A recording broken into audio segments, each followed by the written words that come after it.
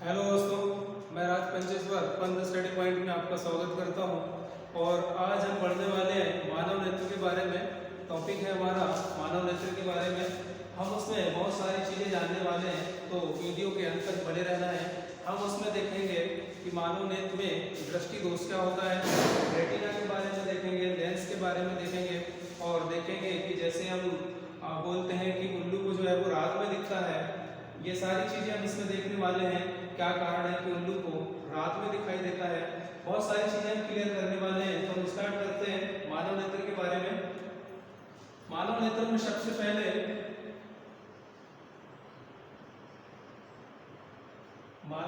हमें सबसे पहले समझना होगा कि मानव नेत्र में खास समझने के लिए कौन सी चीजें हैं।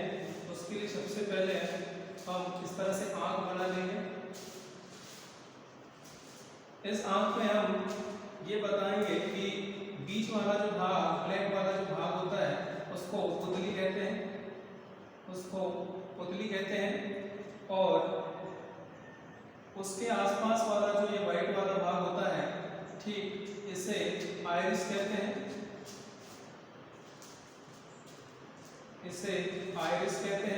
आइरिश को हम इस तरह से लिखते हैं, आइरिश।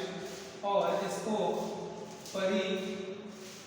परितारिका भी कहते हैं, हिंदी में परितारिका भी कहते हैं। तो ये याद रखना है, इसे आइरिस, परितारिका भी कहते हैं। पुतली को इंग्लिश में प्यूपिल कहा जाता है, प्यूपिल कहते हैं। इसके बाद हम देखते हैं कि मानव नेत्र में जो सामने वाला हिस्सा होता है उसे हम कॉर्निया कहते हैं। कॉर्निया कहते हैं।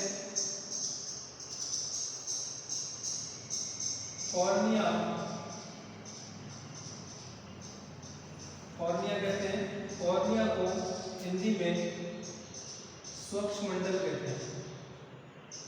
स्वच्छमंडल, ये याद रखना है, उसका दूसरा नाम स्वच्छमंडल। तो कॉर्निया, स्वच्छमंडल। इसके बाद हम देखने वाले हैं ये मानव नेत्र में जो पीछे का हिस्सा होता है, इसको हम रेटिना कहते हैं। ये होता है रेटिना, और हिंदी में से दृष्टि पटल कहते हैं।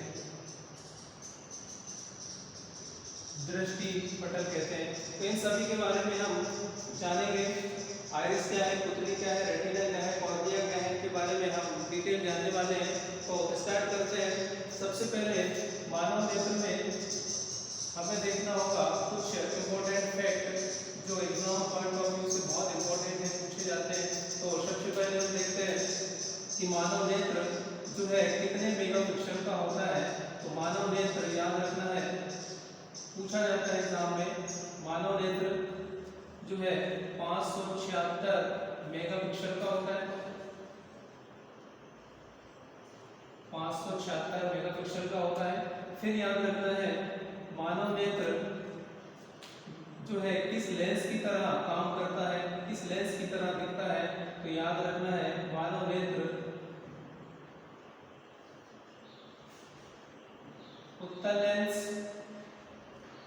लेंस की तरह कार्य करता है, उत्तल लेंस की तरह दिखता है। पूछा जाता है कि मानव नेत्र किस आकार का है, तो उत्तल लेंस के आकार का है। उत्तल लेंस का आकार ऐसा ही होता है।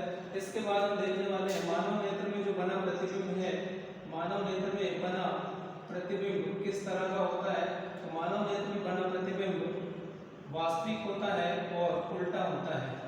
याद रखना है, वास्तविक होता है और उल्टा होता है। फिर रेटिना इसे हमें सीधा करके बताता है।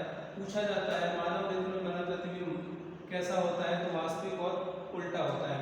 इसके बाद हम देखने वाले हैं इसमें लेंस की इकाई क्या होती है। लेंस की इकाई क्या होती है, तो याद रखना है, पूछा जाता है डायोप्टर इसकी इकाई होती है। डायोप्टर, ये याद रखना है, लेंस की इकाई होती है। इसमें पूछा जाता है धूप के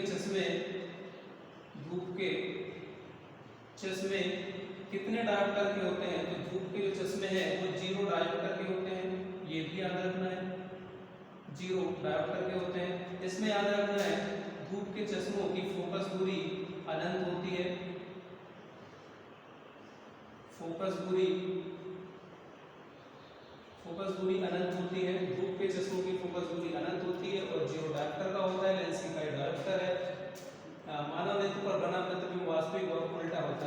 ठीक, फिर इसमें हम देखने वाले हैं, हम इन सारी चीजों को एक एक करके समझने वाले हैं। आइरिस, पुतली, रेटिना और कॉर्निया क्या चीज है। तो सबसे पहले हम देखते हैं कॉर्निया के बारे में। कॉर्निया क्या है? कॉर्निया आंख के सबसे सामने का हिस्सा होता है, आंख में सबसे सामने का हिस्सा। तो इसे याद रखना है, ये पतली झिल्ली, पतली झिल्ली के समान होता है और ये पारदर्शी होता है, पारदर्शी होता है। पारदर्शी मतलब प्रकाश इसके आर पार निकल जाता है। एक चीज याद रखना है, मानव जब अपनी आंख को दान करता है तो किस हिस्से को दान करता है, पूछा जाता है एग्जाम में। तो मानव जब अपने आंख को दान करता है, डोनेट करता है, तो वो कॉर्निया को ही दान करता है, पूछा जाता है मानव नेत्र में किस हिस्से को दान किया जाता है, तो कॉर्निया, ये याद रखना है। या इसे स्वच्छमंडल भी कहते हैं। ठीक, इसके बाद हम देखते हैं आइरिस के बारे में। इसके बाद हम देखते हैं आइरिस के बारे में। आइरिस क्या है? तो कॉर्निया के पीछे का भाग, कॉर्निया के पीछे का भाग आइरिस है। कॉर्निया के पीछे का भाग आइरिस है। आइरिस में पूछा जाता है कि इसका ये क्या काम करता है आइरिस। तो इसमें याद रखना है, आइरिस पुतली को, आइरिस पुतली को नियंत्रित करता है, आइरिस पुतली को नियंत्रित करता है। इसमें याद रखना है, पुतली को नियंत्रित करके आंख में पड़ने वाले प्रकाश को नियंत्रित कर ये सीधे रेटिना पर पहुंचाता है, ये सीधे रेटिना पर पहुंचाता है। ठीक, और आइरिस के रंग, आइरिस के रंग पर ही आंख का रंग निर्धारित होता है। याद रखना है, आइरिस के रंग पर ही आंख का रंग निर्धारित होता है। जैसे आप सुनते हैं कि किसी व्यक्ति की आंख भूरी है, किसी व्यक्ति की आंख काली है, तो ये आइरिस के रंग पर ही डिपेंड करता है किसी व्यक्ति की आंख। एक एग्जांपल हम फिल्म इंडस्ट्री में देखते हैं कि ऋतिक रोशन की जो आंख है वो बहुत बुरी है। ठीक, इसलिए उन्हें ग्रीक गॉड भी कहा जाता है। याद रखना है, ग्रीक गॉड, ग्रीक गॉड कहा जाता है ऋतिक रोशन को, ये याद रखना है। ग्रीक गॉड के नाम से इस एक्टर को जानते हैं। इसके बाद हम देखने वाले हैं पुतली के बारे में। पुतली, इसको हम प्यूपिल भी कहते हैं। पुतली ये आइरिस के पीछे का हिस्सा होता है, आइरिस के पीछे का हिस्सा होता है। ये गोलाकार होता है, ये गोलाकार होता है और आंख में पड़ने वाली प्रकाश की मात्रा को, आंख में पड़ने वाली प्रकाश की मात्रा को नियंत्रित करता है। आंख में पड़ने वाली प्रकाश की मात्रा को नियंत्रित करता है। क्वेश्चन पूछा जाता है कि आंख में पड़ने वाली प्रकाश की मात्रा को कौन नियंत्रित करता है? पुतली। यदि पुतली ऑप्शन में नहीं है तो हम क्या लगाएंगे? फिर आइरिस लगाएंगे। तो इस तरह से याद रखना है। इसके बाद हम देखते हैं रेटिना के बारे में। अच्छा, पुतली में एक चीज याद रखना है, पुतली में अधिक प्रकाश पड़ने पर, अधिक प्रकाश पड़ने पर पुतली सिकुड़ जाती है, सिकुड़ जाती है और कम प्रकाश पड़ने पर पुतली फैल जाती है, पुतली फैल जाती है। ये याद रखना है। इसके बाद हम देखने वाले हैं रेटिना के बारे में। रेटिना ये आंख के सबसे पीछे का हिस्सा होता है, आंख के पीछे का हिस्सा होता है। और रेटिना में याद रखना है कि आंख में प्रतिबिंब यहीं पर बनता है, आंख में प्रतिबिंब रेटिना पर ही बनता है। और रेटिना हमको कोई भी वस्तु को सीधा करके दिखाता है। ठीक, रेटिना को, रेटिना में दो कोशिकाएं पाई जाती हैं। याद रखना है, रेटिना में दो कोशिकाएं पाई जाती हैं। एक होता है शंकु कोशिका, रेटिना में दो कोशिकाएं पाई जाती है। शंकु कोशिका, इसे कोन सेल भी कहते हैं, इसे कोन सेल भी कहते हैं। और दूसरा होता है क्षण, या इसको कहते हैं शलाका, शलाका दंड कोशिका, शलाका दंड कोशिका। और इसको हम रॉड सेल भी कहते हैं, रॉड सेल भी कहते हैं। अब इसे हम देखते हैं शंकु कोशिका और शलाका दंड कोशिका में होता क्या है। तो याद रखना है, शंकु कोशिका में अधिक प्रकाश की तीव्रता, अधिक प्रकाश की तीव्रता में देखने के लिए जिम्मेदार होती हैं। याद रखना, शंकु कोशिका आंख में अधिक प्रकाश पड़ने पर या अधिक प्रकाश की तीव्रता में देखने के लिए जिम्मेदार होती है शंकु कोशिका। और इसमें याद रखना है क्षण शलाकादंड कोशिका में, क्षण या शलाकादंड कोशिका में कम प्रकाश की मात्रा या तीव्रता में देखने के लिए जिम्मेदार होते हैं।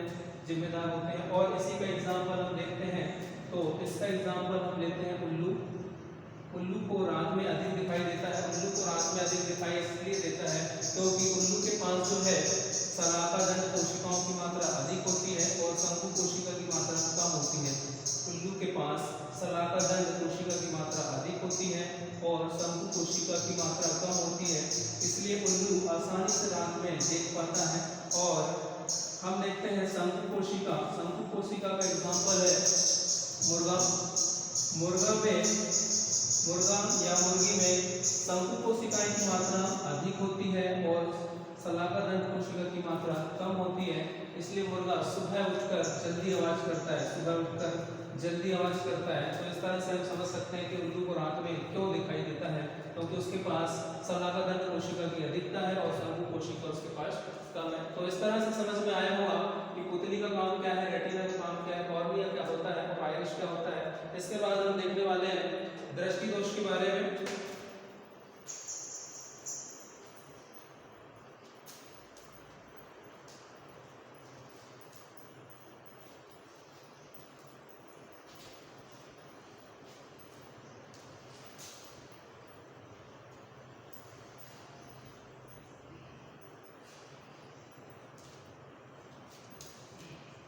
दोस्तों, इसके बाद हम देखने वाले हैं दृष्टि दोष के बारे में। और दृष्टि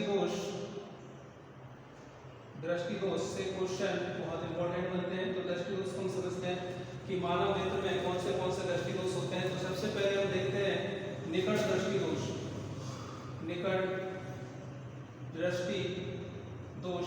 वेरी इंपॉर्टेंट है ये निकट दृष्टि दोष। इसे ही हम मायोपिया कहते हैं। पूछा जाता है निकट दृष्टि दोष को कहा जाता है मायोपिया।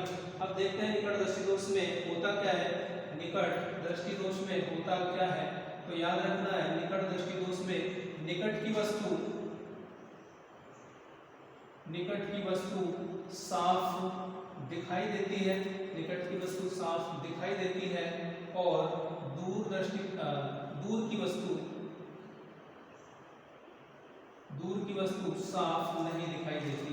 जैसे नाम में ही है, नाम का उल्टा होता है निकट दृष्टि दोष। तो निकट दृष्टि दोष में निकट की वस्तु साफ दिखाई देती है और दूर की वस्तु नहीं दिखाई देती साफ।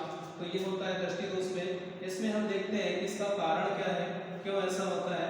तो इस तरह से हम इसको समझते हैं। निकट दृष्टि दोष में आंख पर पड़ने वाली प्रकाश की मात्रा आंख से टकराकर ये रेटिना, इसे हम रेटिना कहते हैं, रेटिना से पहले एकत्रित हो जाती है, रेटिना से पहले फोकस हो जाती है। आंख में पड़ने वाली प्रकाश की मात्रा रेटिना से पहले फोकस हो जाती है। इसका मतलब ये हुआ कि कारण में हम देखेंगे कि फोकस दूरी का कम हो जाना, ये इसका कारण है। फोकस दूरी का कम हो जाना। फोकस दूरी रेटिना पर बनना चाहिए था, लेकिन वो उससे पहले बनता है, तो यहाँ पे ना बन के उसके आगे ही बनता है। फोकस दूरी का कम हो जाना। दूसरा कारण हम देखते हैं, ये नेत्र गोलक बोलते हैं इसे, पूरा नेत्र गोलक का बढ़ जाना, ये दो कारण हैं, इसे याद रखना है। फोकस दूरी का कम हो जाना और नेत्र गोलक का बढ़ जाना। अब इसके निवारण के लिए हम क्या करते हैं, इसके निवारण के लिए जिस व्यक्ति को निकट दृष्टि दोष है इसके निवारण के लिए उस व्यक्ति को अवतल लेंस लगाया जाता है। अवतल लेंस निवारण के लिए यूज करते हैं अवतल लेंस लगाने से प्रकाश की किरणें फैल जाती है और फोकस होने लगता है रेटिना पर और वस्तु साफ दिखाई देती है।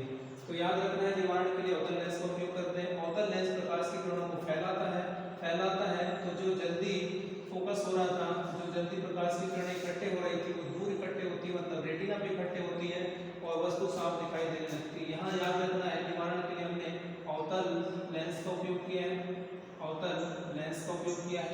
अवतल लेंस को ही हम, अब ये प्रकाश की किरणों को फैलाता है इसलिए इसको अपसारी लेंस भी कहते हैं, इसे अपसारी लेंस भी कहते हैं। अपसारी लेंस के साथ साथ इसे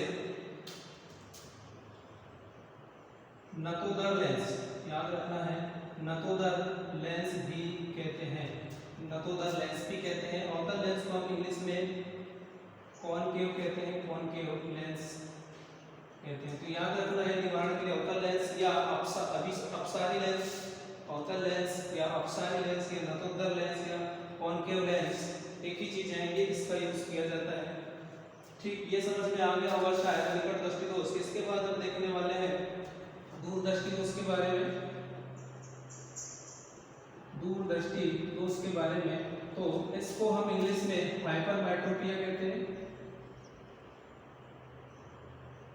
हाइपरमेट्रोपिया कहते हैं। पूछा जाता है किसको हाइपरमेट्रोपिया कहते हैं, दूर दृष्टि दोष को। इसमें क्या होता है, पास की वस्तु साफ नहीं दिखाई देती है और दूर की वस्तु साफ दिखाई देती है। पास की वस्तु साफ नहीं दिखाई देती है, दूर की वस्तु साफ दिखाई देती है। इसमें हम देखते हैं कारण होता क्या है। तो याद रखना है, जब प्रकाश की किरणें आंख पर पड़ती है तो ये रेटिना के बाहर फोकस होने लगती है। ये रेटिना होता है, रेटिना के बाहर फोकस होने लगती है। ठीक, रेटिना पे फोकस होना चाहिए लेकिन रेटिना के बाहर फोकस होने लगती है। तो इसमें हम कारण में देखेंगे कि फोकस दूरी का बढ़ जाना, फोकस दूरी का बढ़ जाना, फोकस दूरी का बढ़ जाना, रेटिना के ऊपर ना बन के उसके पीछे बनना, और नेत्र गोलक का कम हो जाना, नेत्र गोलक का कम हो जाना। ये याद रखना है, कारण इसका यही है। अब हम इसके निवारण की बात करते हैं। तो निवारण में हम यूज करते हैं उत्तल लेंस का। यदि किसी व्यक्ति को इस तरह का दोष है तो उसके लिए उत्तल लेंस का यूज किया जाता है, उसके लिए उत्तल लेंस का यूज किया जाता है। और उत्तल लेंस में गुण ये होता है कि उत्तल लेंस प्रकाश की किरणों को जल्दी समेटता है, जल्दी इकट्ठे करता है, पहले इकट्ठे करता है। तो जो फोकस रेटिना के बाद हो रहा था वो फोकस कहाँ पे होने लगता है, रेटिना पे होने लगता है और वस्तु साफ दिखाई देती है। ठीक, तो उत्तल लेंस का यूज किया जाता है दूर दृष्टि दोष के निवारण के लिए। उत्तल लेंस का यूज किया जाता है। उत्तल लेंस को हम कॉन्वेक्स लेंस कहते हैं। और उत्तल लेंस जो है प्रकाश की किरणों को इकट्ठा करता है, इसलिए इसे अभिसारी लेंस भी कहते हैं, अभिसारी लेंस भी कहते हैं। दूसरा नाम है इसका, इसको उत्तोदर लेंस भी कहते हैं। तो याद रखना है, दूर दृष्टि दोष के निवारण के लिए उत्तोदर, अभिसारी या उत्तल लेंस का यूज किया जाता है। कभी कभी ऑप्शन में क्या होता है कि उत्तल लेंस या अभिसारी लेंस ना देकर उत्तोदर लेंस दे देता है। तो ये सारी चीजों को याद रखना है। हमने देखा निकट दृष्टि दोष और दूर दृष्टि दोष। इसके बाद हम देखने वाले हैं अगला दोष कौन सा है।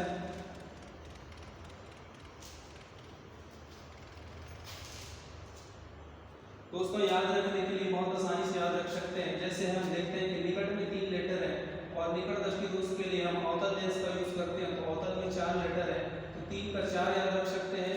और दूर दृष्टि दोष में दूर जैसे हम लिखते हैं दूर, तो दूर में 2 वर्णों का यूज होता है, 2। और उत्तल जब हम लिखते हैं तो उत्तल में 3 का यूज होता है। तो इस तरह से याद रख सकते हैं कि 3 का 4 और 2 का 3। 3 मतलब निकट और 4 मतलब अवतल और 2 मतलब दूर और 3 मतलब उत्तल लेंस। इस तरह से आसानी से याद रख सकते हैं, कोई कंफ्यूजन नहीं होगा इसमें। इसके बाद हम देखते हैं जरा दृष्टि दोष। जरा दृष्टि दोष को हम प्रेस बायोपिया कहते हैं, जरा दृष्टि दोष को हम प्रेस बायोपिया कहते हैं। और जरा दृष्टि दोष में होता क्या है, याद रखना है, जरा दृष्टि दोष में होता क्या है, ना ही पास की वस्तु दिखाई देती है साफ, ना ही पास की वस्तु साफ दिखाई देती है, ना ही दूर की वस्तु साफ दिखाई देती है। और इसके निवारण के लिए यूज किया जाता है, इसके निवारण के लिए यूज किया जाता है बेलनाकार लेंस, इसके निवारण के लिए द्विफोक्सी लेंस का यूज किया जाता है। द्विफोक्सी लेंस या इसी को हम उभयोत्तल लेंस भी कहते हैं, उभयोत्तल लेंस भी कहते हैं, या इसी को हम बाइफोकल लेंस भी कहते हैं, बाइफोकल लेंस भी कहते हैं। इसमें क्या होता है, इसमें दो लेंसों का उपयोग होता है, एक तो अवतल का भी होता है और एक उत्तल का भी होता है। दोनों लेंसों का संयोजन इसमें यूज किया जाता है। ऊपर की ओर अवतल लेंस होता है और नीचे की ओर उत्तल लेंस होता है, नीचे की ओर उत्तल लेंस होता है। तो याद रखना है जरा दृष्टिकोण में इसके निवारण के लिए जो द्विफोक्सी लेंस यूज करते हैं, इस लेंस में ऊपर की ओर अवतल और नीचे की ओर उत्तल लेंस लगा होता है। फिर इसके बाद हम देखते हैं जरा दृष्टिकोण के बाद दृष्टि वैषम्य, दृष्टि वैषम्य या दृष्टि वैषम्य को अबिंदुकता भी कहते हैं, अबिंदुकता दोष। इसमें इसको हम इंग्लिश में एस्टिग्मेटिज्म कहते हैं, ये याद रखना है दृष्टि वैषम्य को। इसमें होता क्या है, इस दोष में होता ये है कि ना ही ऊपर की वस्तु दिखाई देती है, मतलब ऊर्ध्वाधर कोई वस्तु पर ऊपर की ओर नहीं दिखाई देती है, और ना ही नीचे मतलब क्षैतिज, ना ही ऊर्ध्वाधर ना ही क्षैतिज मतलब ऊपर नीचे की वस्तु साफ दिखाई नहीं देती। इसी को हम दृष्टि वैषम्य या अबिंदुकता कहते हैं। इसमें इसके निवारण के लिए हम यूज करते हैं बेलनाकार लेंस, बेलनाकार लेंस का उपयोग कहते हैं, जिसको हम सिलेंड्रिकल लेंस भी कहते हैं। तो याद रखना है चारों दोषों में किस किस लेंस का उपयोग किया जाता है, उनके कारण क्या है और निवारण क्या है, ये सारी चीजें इसमें याद रखना है। इसके बाद हम देखते हैं एक दोष होता है वर्णांतता। इसके बाद हम देखते हैं एक दोष होता है वर्णांतता, और वर्णांतता को हम कलर ब्लाइंडनेस कहते हैं, कलर ब्लाइंडनेस कहते हैं। इस रोग में क्या होता है, व्यक्ति को लाल और हरा रंग की पहचान नहीं होती है। तो याद रखना है वर्णांतता, कलर ब्लाइंडनेस जो एक जेनेटिक रोग है, इसमें लाल और हरा रंग पहचानने की क्षमता नहीं होती है, उसे ही हम वर्णांतता रोग कहते हैं। वर्णांतता रोग में यह रोग जो है वो जेनेटिक है, अनुवांशिक है, यह रोग अनुवांशिक है और लाइलाज है, लाइलाज है। तो याद रखना है वर्णांतता में पूछा जाता है कौन से दो कलर को व्यक्ति पहचान नहीं पाता, तो वर्णांतता में लाल और हरे रंग को व्यक्ति पहचान नहीं पाता। इसके बाद हम अभी लगभग सभी को समझ में आया होगा कि चारों दृष्टि दोष को हमने देखा और इसके साथ साथ कुछ एक्स्ट्रा फैक्ट देखे। इसके बाद थोड़ा सा याद रखना है, निकट पूछा जाता है स्पष्ट दृष्टि की न्यूनतम दूरी कितनी होती है, स्पष्ट दृष्टि की न्यूनतम दूरी कितनी होती है, तो याद रखना है 25 सेंटीमीटर स्पष्ट दृष्टि की न्यूनतम दूरी होती है, पूछा ही जाता है, याद रखना है। और इसी के साथ साथ रिलेट करके याद रखना है प्रतिध्वनि इको साउंड सुनने की दूरी 17 मीटर होती है, 17 मीटर होती है। और हमारे कान पर ध्वनि का प्रभाव, ये याद रखना है, कान पर ध्वनि का प्रभाव 1/10 सेकंड तक रहता है, ये याद रखना है। और याद रखना है आंखों में प्रतिबिंब का प्रभाव, यदि हम कहीं देख रहे हैं और वहां से नजर हटा लें तो वो प्रतिबिंब जो है हमारी आंखों में कब तक बना रहता है, तो याद रखना है 1/16 सेकंड तक। ये एक्स्ट्रा फैक्ट है, इन्हें भी याद रखना है। स्पष्ट दृष्टि की न्यूनतम दूरी 25 सेंटीमीटर होती है और प्रति ध्वनि या इको साउंड सुनने की 17 मीटर, कान पर ध्वनि का प्रभाव 1/10 सेकंड तक रहता है और प्रति आंखों में प्रतिबिंब जो बना रहता है वो 1/16 सेकंड तक रहता है। इस तरह से सारे दृष्टि दोष समझ में आ गए होंगे। इस तरह के वीडियो यदि चाहिए तो चैनल को सब्सक्राइब करें, लाइक करें, शेयर करें और कमेंट्स करें कि समझ में आ रहा है या नहीं आ रहा है। Okay, thank you.